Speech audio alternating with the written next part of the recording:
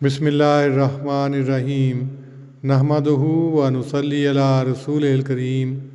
صحیح البخاری کتاب الصلاۃ باب 60 اذا دخل المسجد فلیرکع رکعتین، یعنی جب مسجد میں داخل ہو تو 2 رکعتیں پڑھے۔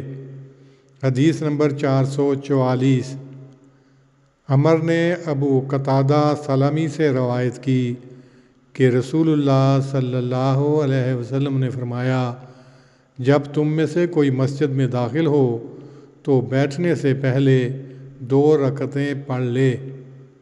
تشریح: یہاں مسجد میں مطلق داخل ہونے کا ذکر ہے، خاص سفر سے آیا ہو یا اپنے گھر سے۔ ظہر، عصر، مغرب، عشاء اور فجر کی پہلی 2 سنتیں بھی مراد ہو سکتی ہیں۔ پنجگانہ نماز کے علاوہ اگر کسی اور وقت میں بھی مسجد میں داخل ہو تو 2 رکعتیں پڑھے۔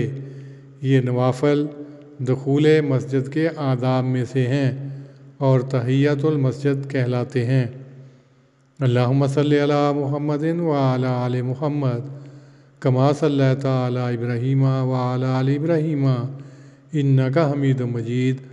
اللہم بارک علی محمد وعلی آل محمد کما بارکت علی ابراہیم وعلی آل ابراہیم انک حمید مجید۔